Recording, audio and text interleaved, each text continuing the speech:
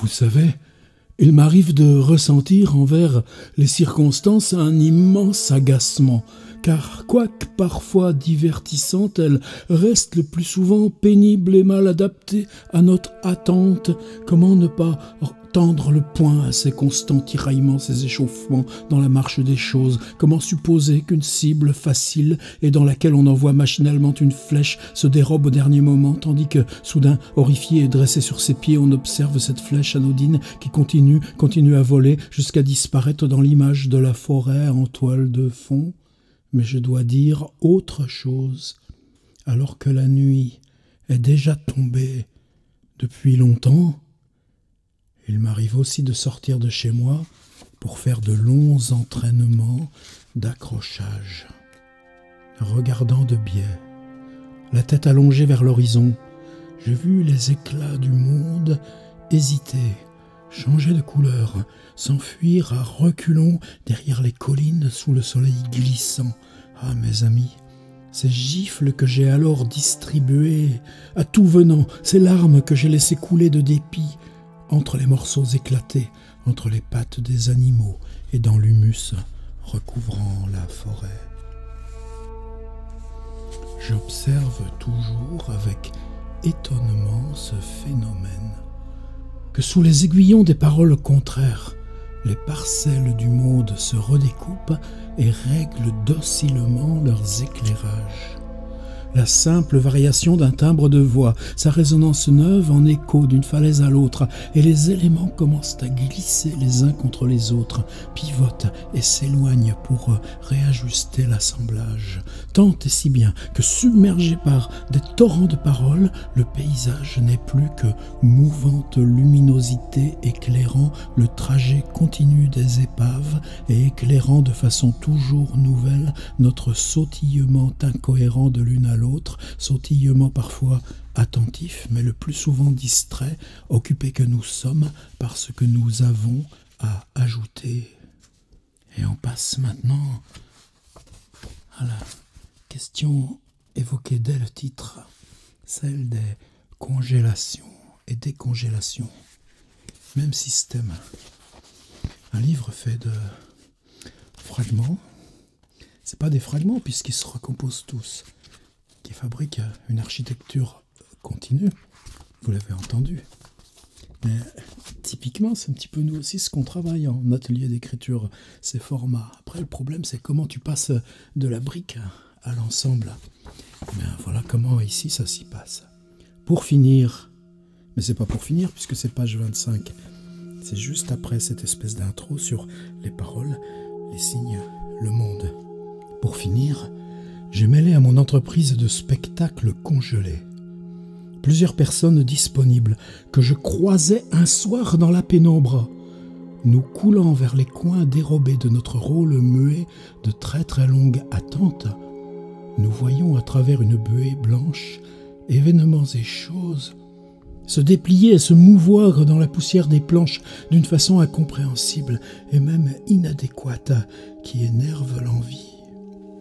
Et c'est alors, d'un seul élan, que nous applaudissons mentalement cette chorégraphie rampante, le froissement inaudible de nos acclamations s'ajoutant au vacarme des machineries déplacées par plusieurs hommes cachés sous la scène. Il nous importe beaucoup que ces paysages se succèdent sans discontinuer en toile de fond. Les trompe-l'œil ainsi que la dissolution imperceptible d'un décor dans un autre, nous protègent pour une grande part des irritations de la matière et dissimulent habilement les erreurs d'itinéraire intérieur qu'une équipe d'amateurs marionnettistes, surtout par ses températures polaires, est toujours susceptible de commettre. Vous comprenez pas tout. C'est l'avantage du livre. Ça oblige à se dissoudre soi-même, tomber lentement, s'enfoncer dans la lecture. Et alors tout résonne et prend sens. Ça n'empêche pas qu'on le partage un petit peu, à voix haute. Tenez, page 33. 3, 6, 8 lignes. Peut-être le moment le plus émouvant de la congélation est-il celui où la surface commence à se couvrir de givre. Ou par exemple, un animal glisse en diagonale et sans un geste vers le monde du froid, son doux regard, étonné par ce nouveau paysage dont la lumière intense et rebondissante fait déjà scintiller son épaisse fourrure et fait aussi scintiller chaque brin d'herbe du petit cercle vert sur lequel il nous quitte. Et page suivante. Alors attention, il y a un deuxième récit entremêlé qui lui s'écrit en italique. Deux voix. Je lis la voix, la rythmique, quoi, basse batterie.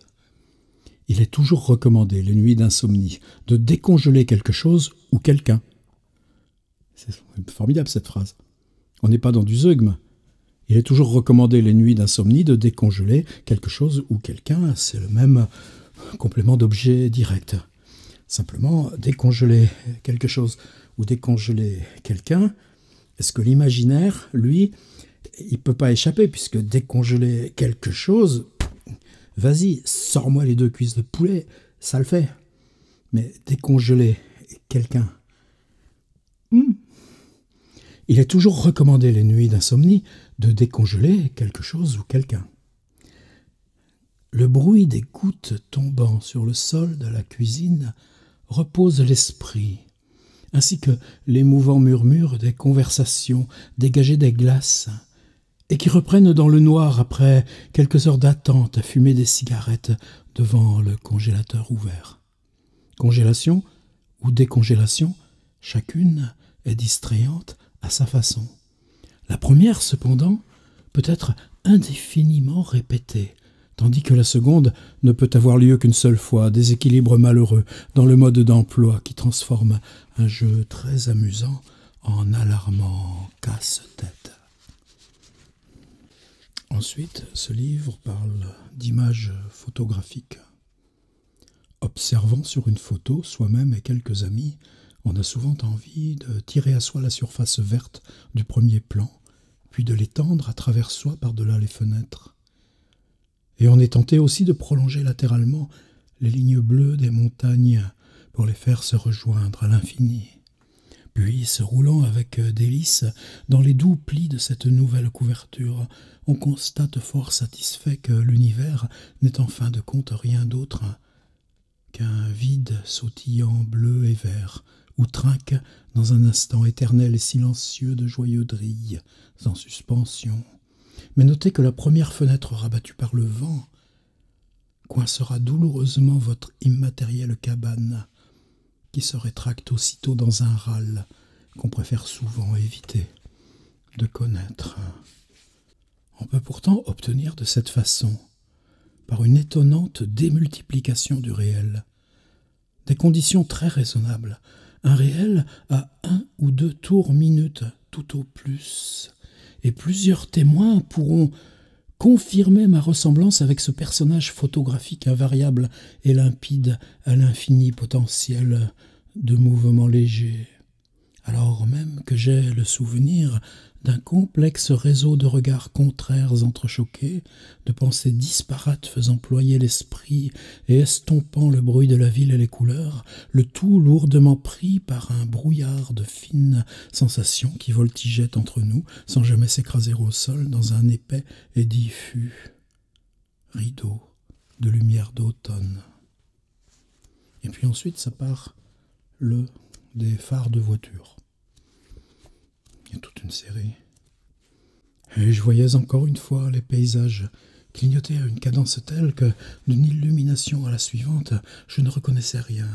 Un gigantesque cocon noir, absorbant chaque fois dans ses filaments serrés le monde nouveau qui venait de transpercer en un éclair chaque parcelle d'espace.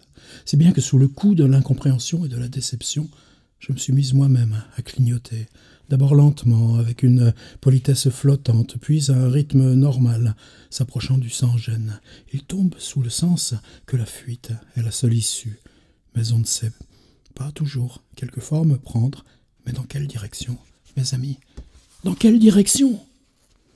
Alors, moi, je vais commencer à m'amuser parce que j'ai décidé de faire 30 fois. 30 fois, je l'ai expérimenté, par exemple, avec Rabelais au printemps. Ben, vous savez que quand vous arrivez au 16e, 20e et tout ça, c'est pas évident. Donc, je sais que ça va être un marathon. Je sais aussi que ça va m'obliger à quitter les choses prévues pour en faire des imprévus. Mais peut-être que justement, moi, ce sera ça ma récompense. À un moment donné, on ne sait pas ce qui va se passer. J'avais décidé de vous parler de Chimère. C'est chez l'Olivier et c'est un livre qu'Emmanuelle Pirer sort là, ce mois de septembre. Elle est l'héroïne de sa propre histoire. Emmanuelle, qui vient d'accepter d'écrire une tribune sur les OGM pour un quotidien national, mène l'enquête. À Newcastle, elle rencontre une biologiste obsédée par les manipulations génétiques et leurs monstrueuses chimères. Puis aiguillée sur une autre piste, elle suit au fin fond du Morvan un panel de citoyens tirés au sort pour réfléchir au futur. Dans le cadre du programme européen, chaque pays est en effet chargé d'un thème. Intelligence artificielle, nanotechnologie, transgenre, au fil des découvertes, etc. etc. Manipulation génétique et politique s'entrecroisent. Alors,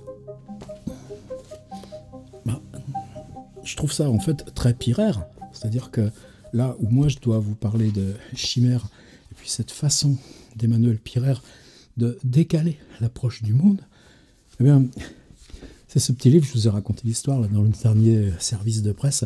J'ai découvert, je crois que c'est par Nathaël Gobanceau, si je ne me trompe pas, qui venait de le trouver dans une brocante. Mais Maurice Nadeau, Emmanuelle Pirer, et c'est son premier livre, 1999, pile 20 ans. C'est pas un gros truc, mais ce qui est frappant, tout de suite évidemment, moi je mets le grappin dessus. En plus, c'était chez Recycle Livre, c'est ces trucs d'occasion où il y a des trésors fantastiques. Il n'est plus dans le commerce. Emmanuelle Pirer est séparée elle-même de son premier livre.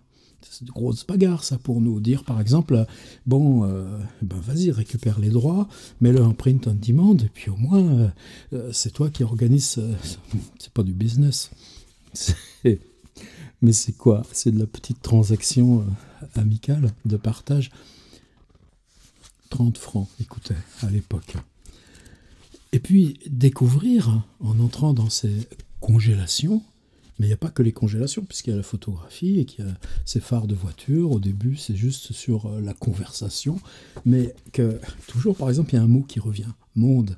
Et c'est toujours cette fragmentation. Ça veut dire que Emmanuelle Pirer, dès son premier livre, je crois que c'est comme nous tous, l'univers, il se fabrique. On est dans cette première petite boule embryonnaire quoi, de cette logique d'appréhension du monde. Et ça veut dire qu'elle est née à la littérature par le fantastique et par ce jeu permanent avec une écriture quasiment documentaire qu'on retrouve dans Féerie Générale, qu'on retrouve dans celui dont je vous ai bassiné je ne sais pas combien de fois, mais je continuerai, qui s'appelle « Comment faire disparaître la Terre ».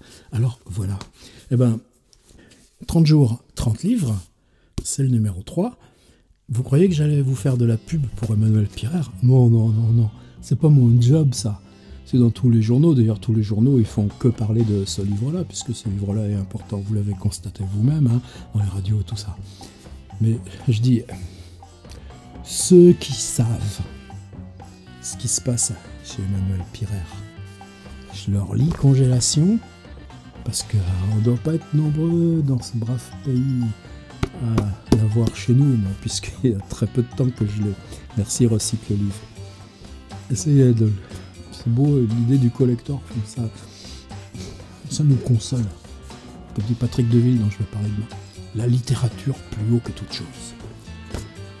Bon, un petit coup de décongélation. Congélation. Est-ce que c'est Chimère d'Emmanuel que vous allez décongeler à votre propre usage? Je me fasse un petit plan pour la vignette d'accueil de ma vidéo. À demain.